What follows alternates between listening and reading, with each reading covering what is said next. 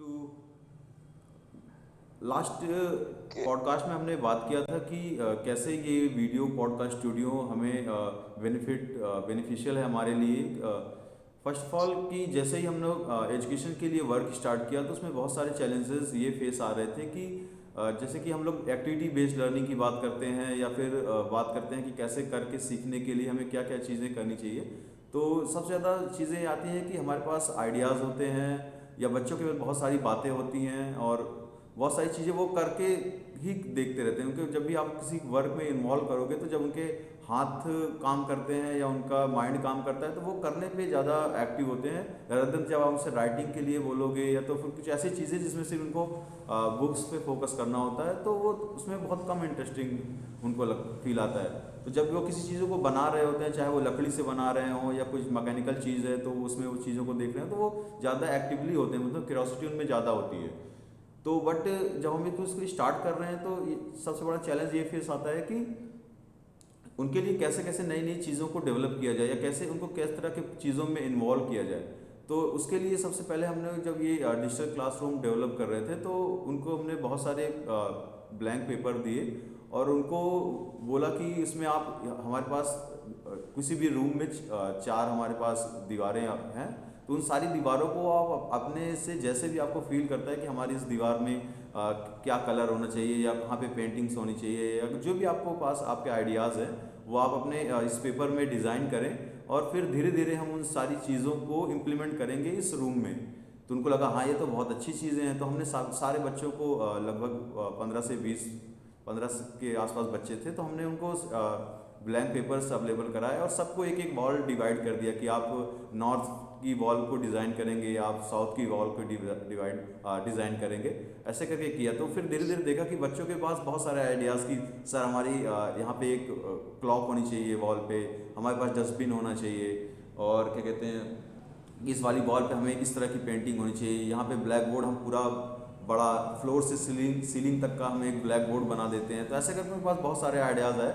तो फिर उन्हीं को जब हमने इसमें इन्वॉल्व किया और उनके साथ जब ये वर्क किया तो उनको ये लगा कि अच्छा ठीक है कि कैसे हम सारी चीज़ों को कर सकते हैं। तो वो अपनी जो भी चीज़ें वो सोच रहे हैं उसको वो इम्प्लीमेंट होता हुआ देख रहे हैं, तो उनके पास ये चीज़ें आती हैं कि ठीक है जो हम सोचते हैं उसको कैसे धीरे धीरे रियल वर्ल्ड में उसको कैसे हम इम्प्लीमेंट कर सकते हैं और कैसे अपने सामने चेंजेस होते हुए देख सकते हैं। तो इस तरह के स्मॉल स्मॉल प्रोजेक्ट्स हमने किए।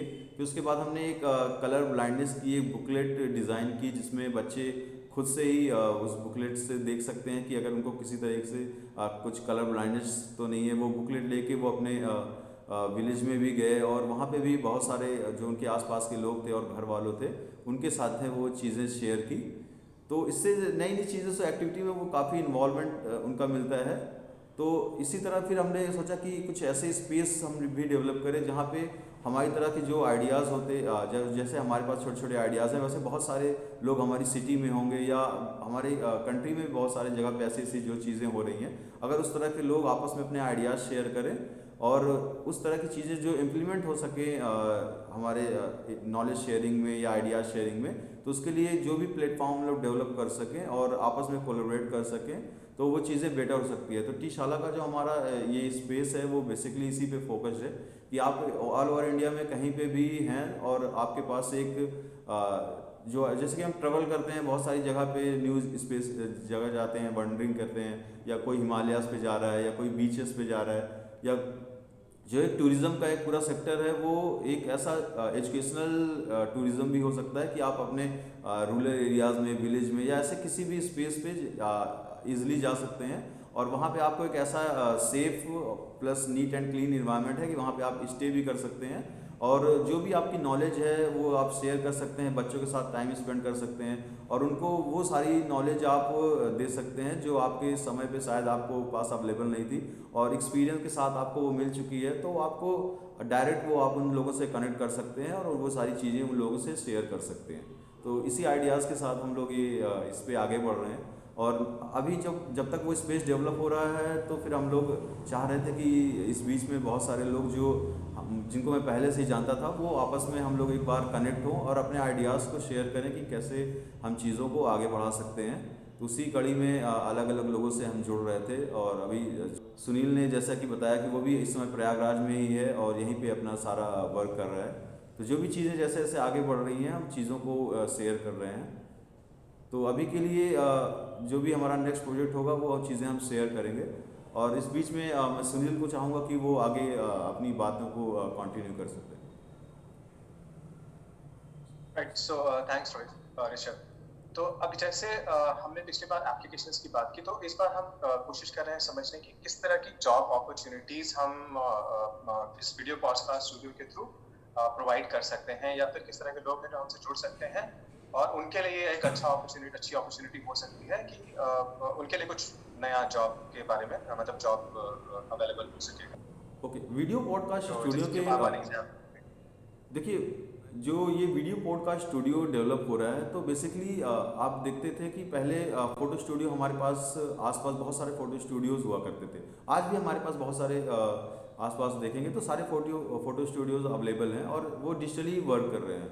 बट हमारा जो वीडियो पॉडकास्ट का जो कॉन्सेप्ट है वो आप ऑल ओवर वर्ल्ड में आजकल देखोगे तो कि क्या होता है कि जब भी कोई चीज़ें हमें शेयर करनी होती है तो हम वीडियोस के मीडियम से अब ज़्यादा डेवलप कर रहे हैं। ज़्यादा कंटेंट जो हमारा डेवलप हो रहा है वो वीडियोस फॉर्मेट में डेवलप हो रहा है।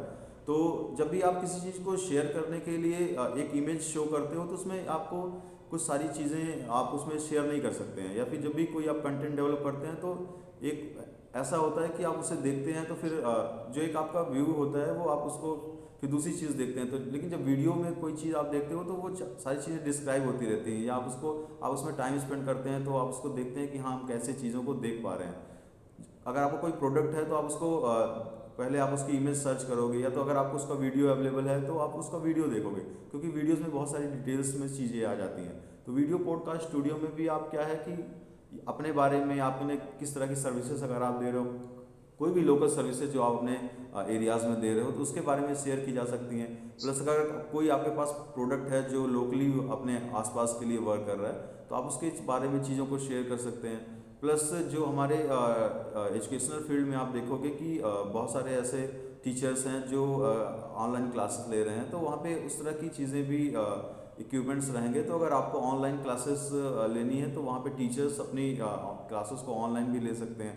प्लस जैसे जैसे वीडियोस या फिर ऑनलाइन एजुकेशन आगे बढ़ रहा है तो बहुत सारे ऐसे जैसे डिबेट्स प्रोग्राम पहले स्कूल में हुआ करते थे वो अब आजकल ऑनलाइन डिबेट्स हो रहे हैं। या फिर जैसे इंटरव्यूज़ हैं तो वीडियो इंटरव्यूज़ हो गए। ऐसे बहुत सारी चीज़ें हैं तो उसके लिए वीडियो कंटेंट अब ज़्यादा होता जा रहा है। तो उसके लिए वो प्रैक्टिस के लिए भी अवेलेबल रहेगा प्लस आप अपना शूट भी कर सकते हैं। और एज अ प्रोफेशनल कैसे आप चीज़ों को और भी बेटर कर सकते हैं, इम्प्रूव कर सकते हैं, उसके लिए ये वीडियो पॉडकास्ट स्टूडियो यूज़ किया जा सकता है। राइट, सो वही चीज़ है कि जिस तरीके से एप्लीकेशंस हो रही हैं उसी तरीके से बहुत सारे लोग इसमें अलग अलग कामों से जुड़ सकते हैं। फॉर एग्जांपल जैसे हमने एक बार बात की थी कि एक जो फोटो स्टूडियो वाले भाई साहब जो वीडियो बनाते हैं पूरा ना शूटिंग वेडिंग शूट्स करते हैं। सो उन जैसे लोग जैसे एक पर्सन है जिसको अपना एक प्रोडक्ट लॉन्च करना है। अब उसमें उसको ये जरूरी है कि वो पूरा सेटअप कैसे डिजाइन किया जाए, ठीक है। अब उसके पास तो पर्सन होगा नहीं। नाउ जो दूसरे पर्सन को हम काम देंगे जो कि आकर के पूरा सेटअप क्रिएट करेगा हमारे प्लेस पर उसके लिए कस्टमाइज। सो ये उन जैसे लोगों के लिए एक अपॉर्चुनिटी हो जाती है कि वो डिफरेंट नीड्स के लिए उसी सेम एनवायरनमेंट को मतलब सेम प्लेस को किस तरीके से डिफरेंट एनवायरनमेंट्स में कन्वर्ट करें। सो ये ऐसे लोगों के लिए जो कि लाइटिंग सेट करेंगे, पूरा स्टूडियो सेटअप करेंगे, ये डिजाइन करेंगे, तो ये ऐसे लोगों के लिए काफी अच्छी जॉब अपॉर्चुनिटी या कह लीजिए कि प्रोजेक्ट अपॉर्चुनिटीज होंगी रेगुलर बेसिस पे, क्योंकि अलग अलग लोग यहाँ पर आकर के एक्टिविटीज करेंगे। तो ये उनके लिए एक अर्निंग सोर्स हो सकता है। अब ये एक कंपनी भी हो सकती है, it could be a freelancer also, कि वो उनके लिए आकर के यहाँ पर काम कर सकते हैं, राइट। एंड सेकंड, जैसे कि अब जैसे टीचर वाले ही हमारे इंटरव्यूज हो रहे हैं मान लो, ठीक है। सो वहां पर उनके कंटेंट क्रिएशन, ठीक है, क्योंकि होता क्या है कि कई बार टीचर्स या आर्टिस्ट जो होते हैं वो अपने आर्ट या अपने प्रोफेशन के बारे में तो बहुत कुछ जानते हैं, बट उनको प्रेजेंट कैसे करना है बेहतरीन तरीके से, या किस तरीके से प्रिसाइजली अपने कंटेंट को या अपने शब्दों को सही तरीके से प्रेजेंट करें, तो वो चीज कई बार मिस आउट हो जाती है। सो जो स्पेसिफिक कंटेंट राइटर्स होते हैं, ठीक है, वो एडिटर्स होते हैं, तो हम उनको संपर्क कर सकते हैं, तो उनको भी यहाँ के थ्रू प्रोजेक्ट मिल सकते हैं। तो वो हमारे साथ या कनेक्ट होने पर उनको यहाँ से वो अपॉर्चुनिटी मिलती है कि भाई इनके लिए एक बेसिक कंटेंट है, आप अपनी तरफ से इसका रिफाइंड कंटेंट बनाएं जिनको ये कॉन्वर्सेशन के दौरान प्रेजेंट करेंगे, राइट। और जैसे हम एक प्रोडक्ट भी लॉन्च कर रहे हैं वहां पर, तो उसके लिए एक प्रिसाइज कंटेंट या कॉपी राइटर्स जैसे होते हैं कि फाइन लाइन, एड लाइन्स सब करते हैं। So there are lots of opportunities even I could see. और एडवर्टाइजिंग एजेंसी भी हमारे प्लेटफॉर्म को यूज कर सकते हैं, जहां पर वो छोटे छोटे स्लॉट्स लेकर के, डिजाइन करके, चीजें प्रेजेंट करके, रिकॉर्ड करके फिर वो फर्दर प्रोडक्शन में यूज कर सकते हैं। So those are like couple of things that really come in my mind. और एप्लीकेशन पे जाएंगे तो बहुत सारे लोगों के लिए अपॉर्चुनिटी ऑब्वियसली आता ही है कि भाई सेटअप करने जाओगे तो जो कारपेंटर्स होंगे या फिर जो कपड़े वाले होंगे, उन सभी तरह के लोगों के लिए यहाँ पर नई नई एवेन्यूज, नई नई अपॉर्चुनिटीज खुल के आएंगी। और जैसे कि यू ऑल्सो सेड, लाइक हमारा जो बेसिक मकसद है 21 किड्स के थ्रू कि हम टीशाला में उनके लिए एक प्लेटफॉर्म पूरा बना रहे हैं, right. So when people come into this cause, ये जो रीजन है उसके साथ जब इन्वॉल्व होते हैं, तो ऑब्वियस बात है कि आसपास के लोगों के पास जैसे वो कोई प्रोजेक्ट करना चाह रहे हैं, ठीक है, ड्राइंग्स हैं, ऐसे कोई कंपटीशन कर रहे हैं या कुछ डिफरेंट एक्टिविटीज करा रहे हैं, तो उन सभी चीजों से रिलेटेड कुछ ना कुछ सबके लिए निकल करके आएगा। तो ये वैसा कॉन्सेप्ट है कि जो कि हर जगह अप्लाई किया जा सकता है, हर जगह के साथ एसोसिएट किया जा सकता है। और ऑब्वियस बात है जब हम रोल आउट करेंगे तो many people will start coming into the picture, और फिर उनके लिए नई नई चीजें हमें खुद भी दिखने लगेंगी और डिटेल में।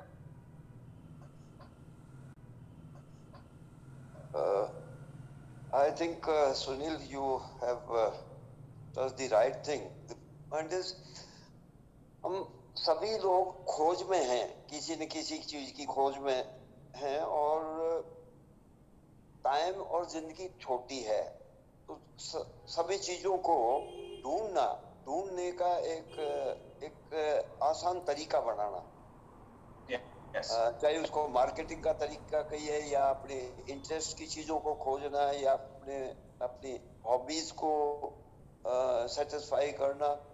तो ये अगर कोई ये सब ये एक mini Google, if I may say so, where we can seek out our queries, we can seek out some information, and share it.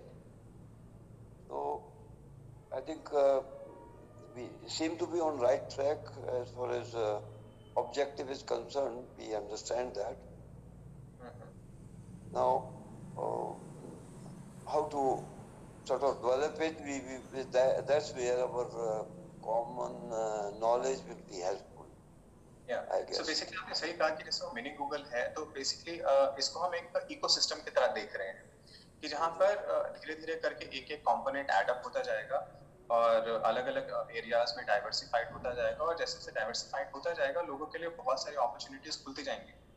So for example you would actually use the right example. तो Google ने शुरुआत में क्या किया, एक search engine से शुरुआत की, और फिर उससे रिलेटेड फिर उन्होंने ऐड शुरू करे, फिर उसके बाद उन्होंने जीमेल और बहुत सारे एप्लीकेशंस लॉन्च करे, राइट। तो फिर possibilities over the period of time हमें दिखती ही जाती हैं कि इस एक प्लेटफॉर्म को या इस एक कॉन्सेप्ट को हम किस तरीके से किस एरियाज में एक्सपैंड करके जा सकते हैं। सो या that's how I look at it. और इसके लिए सबसे ज्यादा जरूरी है वो we got to sort of involve enthusiastic young people who let's say as many as we can, so that the inputs, diverse inputs are available. We can start with जिसको के कहते हैं गपशप, मतलब leisure time.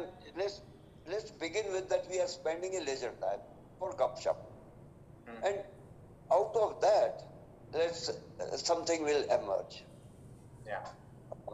It is important that we are always objective oriented. Now let's for a while forget that we are not objective oriented in this platform. We are here to spend a quality leisure time where we do gupshup with an interaction between young to young, young to old, and old to young. my own perception is that it is the young people, in fact, who have got more potential to contribute. They are, I would say, more purer form of human beings than people of my age who get polluted with time, you know, and if I may use the word, a little corrupted with time. Whereas people up to your age are reasonably clean and clear. They are not muddled. And that's why I look forward to interacting with people who are a lot more younger to me, because I find that that I'm enthused by interacting with them. That's so That's nice how. of you. I mean, sweet also. So idea is, देखिए हम लोग हैं ये, मतलब हमारा excitement और हम चीजें करना चाहते हैं, पर साथ साथ ये भी देखना होता है कि जो सीनियर लोग हैं जिन्होंने एक्सपीरियंस भी किया होता है लाइफ को, तो उनका पाथ भी हमारे लिए बहुत इंपॉर्टेंट है, आइडियाज इंपॉर्टेंट है, क्योंकि उन्होंने भी जब कुछ और रिसोर्सेज नहीं थे तब उन्होंने अपनी लाइफ में क्रिएट किया समथिंग, राइट? और वो एक्साइटमेंट और वो कंटिन्यूटी आपके थ्रू ही आ रही है, तो कहीं ना कहीं आप जैसे लोग ही हैं जो वो भावनाएं रखे थे ना, तो ही हम उसको आगे लेके जा पा रहे हैं। That is how I feel. तो बड़ा अच्छा लगता है कि वो सारे इन्वॉल्वमेंट जरूरी, ये सिनर्जी ही तो है, थोड़ा सा आप थोड़ा सा हम मिल करके आगे बढ़ेंगे और क्या। If Rishabh so desires, so there are maybe I can ask one or two of my colleagues who may be interested in interacting with the group, within this group. So if it's okay with you, all retired professionals like me who could possibly be maybe can have some input, you know, from them. Yes, sir, And, sure, for that them. that will be great. Sorry? Yeah, that will be great. Then Will it be all right if I invite one or two close people who I had been interacting with yes, yes, yes. professionally? This is all. If they join us. This is all we want. Okay.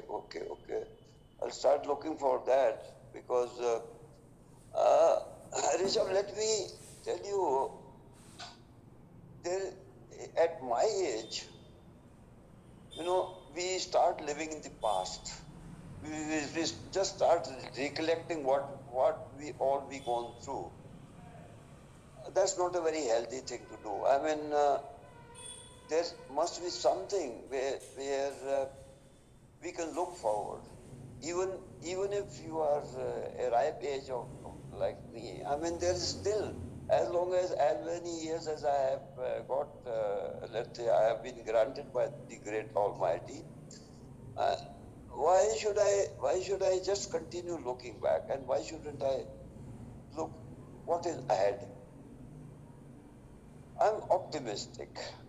I'll just share a few thoughts with you. Yes, please. Optimistic to the extent that I have heard people, oh my God, where this world is going. I mean, things were so well in the past. People were so nice. Things were so good. You know, things were in plenty and all that. So my own view is that the world is working towards is bettering itself.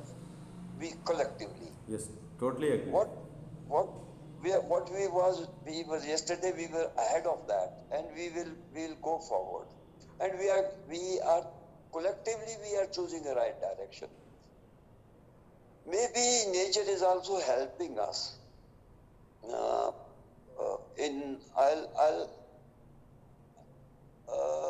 There's one phenomena which in my geography classes I have been taught. I have been told by the teacher that the globe is cooling. Its temperature is slowly cooling, and the Earth will become something like Moon. It will become very cold over a period of time. Now, I remember that my geography teacher telling that there will be a time when equator will be covered with ice. It will be, the planet will become so cold. Now, we are hearing presently the most worrisome thing is that the globe is warming up. Now, I think we all have contributing in raising the temperature of this planet, so that it can last a little longer, so that it doesn't become cool very soon. And now we are realizing that it has become a little too hot. So efforts are being collectively made to slow down that process. That's enough. It has become warm enough now. Maybe a couple of centuries more, and something else will be done. No, this is. I don't think many people will agree with that or disagree with that, but it's just a thought I wanted to share, that we are. It gives me hope that ये वो जिसको कहते हैं ना वो जो काल के बाद में क्या आता है, where things get destroyed. Okay, उसको I forget the word.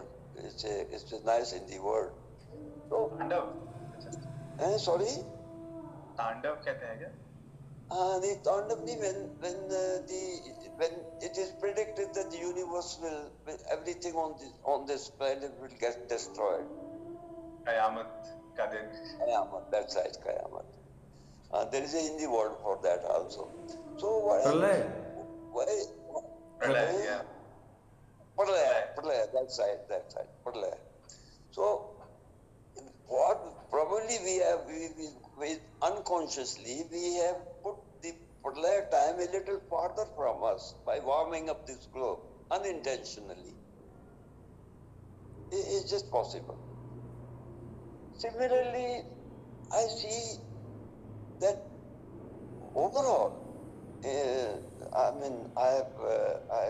began my life in a little village, in a farmer's family. My grandfather was a farmer. My father was an army officer. I belong to a family which alternated between farming and soldiering. I've seen, if I look back, the life was really very, very hard. And if you say that people were very nice then, it isn't so. People were probably more selfish then, because so less was available.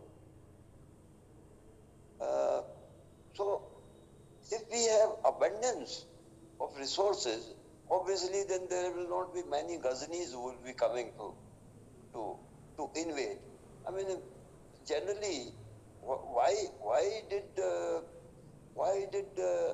were countries invaded in older times? Because let's say when these Arabs came to India, they were tribal people living in deserts who had very little possession and food. So they traveled to places which were better off. I mean, that's how I interpret it. So, but if everybody has enough, then if the resources grow, if the food is available to everybody, and most important thing is that everybody starts becoming a thinking being, not just sort of graduating from the animal stage to what we call human stage. We will all retain our basic instincts, but let's learn to modulate them through let's say enlightenment, through education, through interaction.